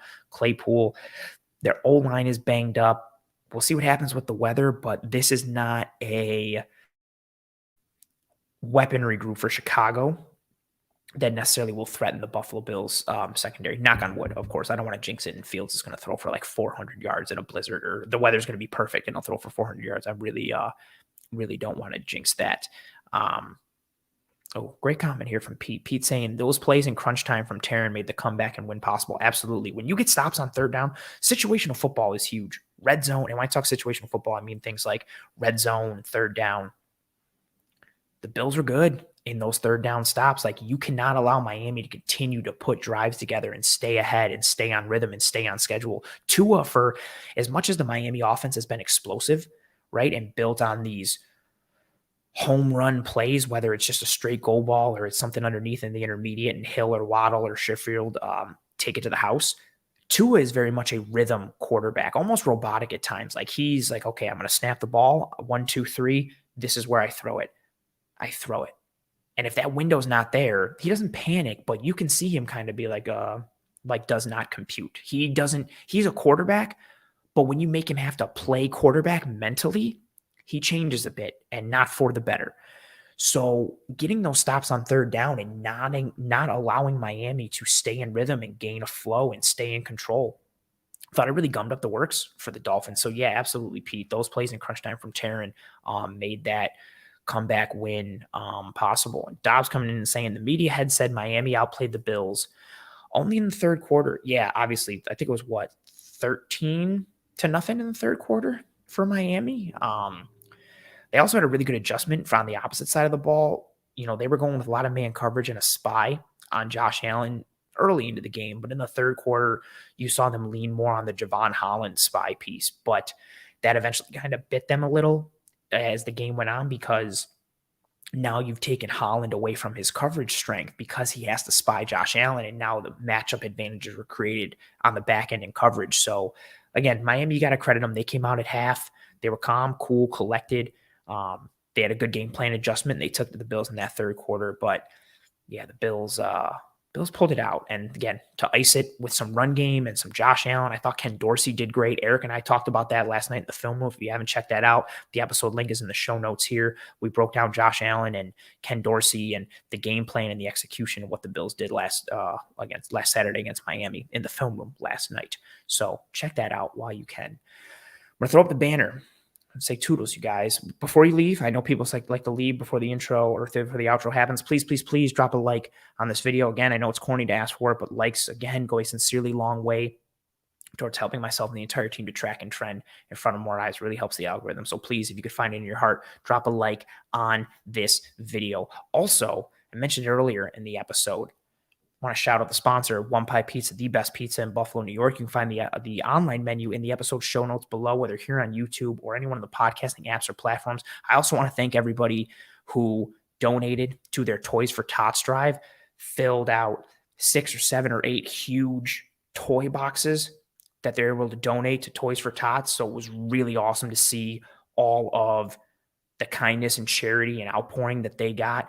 We pumped it hard on this show last Wednesday. I pumped it hard on Twitter, and they saw a huge uptick in donations. So I don't know if the show had anything to do with it, but for those of you who heard about their Toys for Tots drive on this show, I want to sincerely thank you. You've done a tremendous thing for the community and for, those that are less fortunate come holiday time. So that tremendous thank you from myself and the entire team at One Pie. They were so happy with how successful the Toys for Tots drive turned out. So thank you to anyone and everyone who engaged in that initiative. Go get yourself some One Pie Pizza, the best pizza in Buffalo, New York.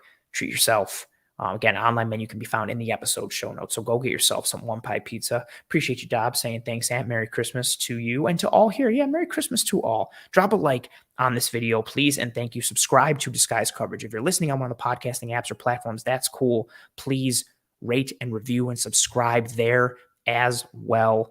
Tell your family and friends and loved ones about this show, about how awesome it is, about how fantastic these trees are, all that kind of stuff. Or again, like I always say, if you hated this show, tell your enemies about it and try and ruin their day with it. Please, and thank you, everybody who's here now. Drop a like on this video if you're watching later, listening later, whatever have you. And like Dob said, yeah, holiday time. Christmas Eve is Saturday. Christmas is Sunday. If you're in the Buffalo area, or I guess anywhere in the Midwest and the Northeast, batten down the hatches, potentially flash freeze, lake effect snow, wind, all this kind of stuff. Take care of yourselves and your family and friends and loved ones, potentially even more so than you already do. And, from myself, and potentially the entire team. Oh, gotta stop. Pop says you need a tree topper. I'm not a big tree topper guy. I'm not huge on it. There's a little, it's turned, but my wife got me a little football and marriage joke ornament at the top there. So the little tree kind of has one. I'm not a huge tree topper guy. Never have been.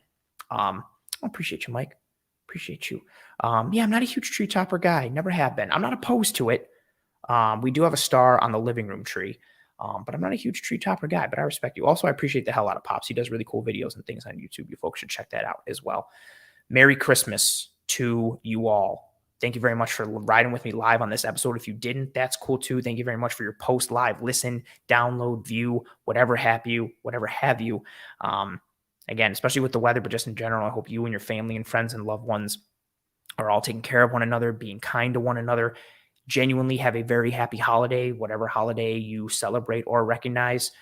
Enjoy it. Spend time with family and friends and loved ones if you can, and just soak up the time and all the potential indoor fun activities that you might have to engage in. Because like Dobbs says, bomb cyclone. I didn't even know what that was until recently. Like, I can nail coverages and talk ball and X's and O's all day. I'm not huge on, weather things. I've learned a lot this year with the hurricane in Florida and now bomb cyclone. There's all these weird things happening.